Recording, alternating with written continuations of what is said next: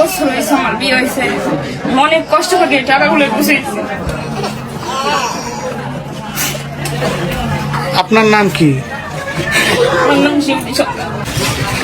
দর্শক, আমরা এই মুহূর্তে রয়েছি মাদারীপুর জেলার রাজৌর উপজেলার এটি খালি ইউনিয়নের সেন্দিয়া বাজারে। এখানে সুজন টেলিকম, সেই সুজন টেলিকমে আজকে এই দিন দুপুরে চুরির ঘটনা ঘটেছে এবং আনুমানিক 4,10,000 টাকা সেই চোর হাতিয়ে নিয়েছে। বর্তমানে সুজন সে রাজৌর থানায় গিয়েছেন তার কমপ্লেন করানোর জন্য।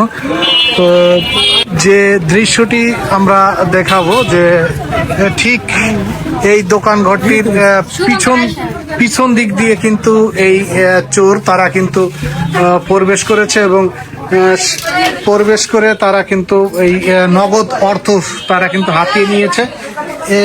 এই পাশটি হচ্ছে এই সুজন টেলিকমের সেই দোকান ঘরটির দুর্বল দিক। এদিক দিয়ে কিন্তু টিন খুলে চোর প্রবেশ করেছে, আর পিছনেই হচ্ছে ফণীভূষণ মজুমদার বালিকা উচ্চ বিদ্যালয়। দিক দিয়ে কিন্তু তাদের ধারণা যে এদিক দিয়ে প্রবেশ করেছে। আমরা বর্তমানে যিনি রয়েছেন সুজন টেলিকমের যে মালিক তার স্ত্রী, তার সঙ্গে কথা বলবো, যেহেতু সুজন বর্তমানে রাজৌর থানায় রয়েছে। এই দোকানের নাম তো সুজন টেলিকম। কি করছে আজকে? আজকে এলো দুপুরে এলো, বাড়িতে গেছে, দাওয়াত ছিল তো, নিমন্ত্রণ খাইয়া বাড়িতে যাই রেস্ট নিয়েছে, ঘুমাইছে। তারপরে আইসে দোকানে 4টার দিকে, আইসা দেখে দোকানে চুরি হয়ে গেছে। তো কি কি নিল? নিচে তো ওই যে ফ্লাক্সিলোডের টাকা, ক্যাশ টাকা আর কার্ড কোটি সব নিছে। শুধু কি ফ্লেক্সিলোড করে নাকি বিকাশ, নগদ? সব নগদ, মানে মোবাইল ব্যাংকিং সেক্টর সব? আচ্ছা, তো আনুমানিক কত টাকা নিছে? আনুমানিক আমাদের ক্যাশ টাকা নিছে 4,10,000 টাকা, আর কার্ড ছিল সব নিছে।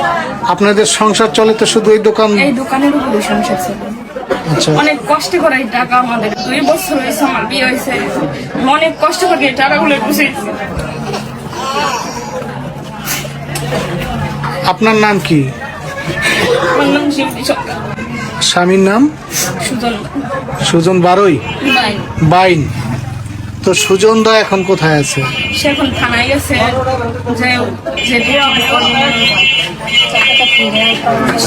কমপ্লেন করবে। তো আপনাদের কি কারো সন্দেহ হয় এরকম? এখন আমি তো আর দোকানে আসি না, ঠিক দেখুন আমার স্বামী আসলে সে যদি সন্দেহ করে তাদের নাম বলবে। তবে এই দিন দুপুরের চুরি এই এলাকায় কিন্তু চাঞ্চল্যের সৃষ্টি হয়েছে। তো বর্তমানে চোরের উৎপাত খুবই বৃদ্ধি পেয়েছে, তাই সবাইকে সচেতন থাকার আহ্বান জানাচ্ছি। ধন্যবাদ।